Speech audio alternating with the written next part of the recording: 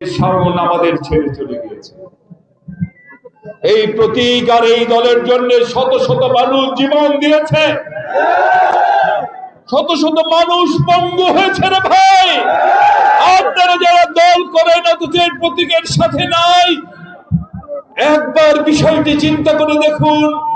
কে মনোনয়ন পেল কে পেল না বড় কথা না, এই রক্তস্নাত ধানের শীষ কার হাতে আছে সেটাই হচ্ছে মূল কথা।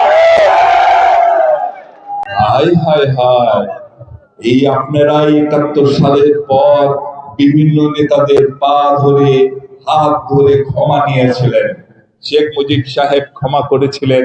এরপর আপনারা বাংলাদেশে রাজনীতি করছেন, নানা বক্তৃতাও দিচ্ছেন। এখন স্পর্ধা এমন এক জায়গায় গিয়ে পৌঁছেছে, সেই রাজাকার এখন বলেন তাদের কথাই নাকি বাংলাদেশের স্বাধীন বাংলাদেশের প্রশাসন উঠবে আর বসবে।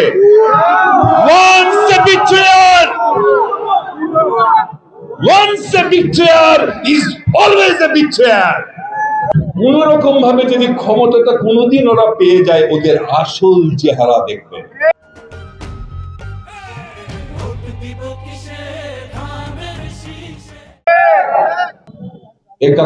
আজকে যেমন দাড়ি টুপি নিয়ে ভোট চায় আমাদের কাছে, আপনাদের কাছে, ঠিক ৭১ সালে যখন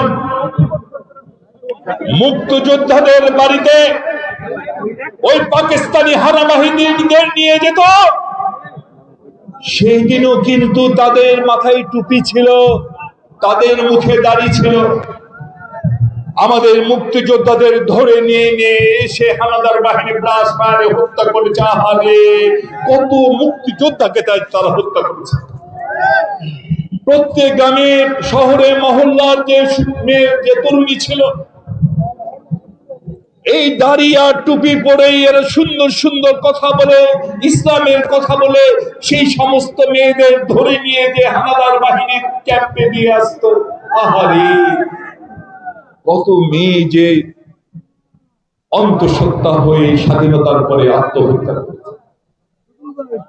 আজকে আবার ভিন্ন সুরে তারা আবার হাজির হয়েছে। মনে রাখবেন, সব কিন্তু খোলস বদলায়, চরিত্র কিন্তু বদলায় না।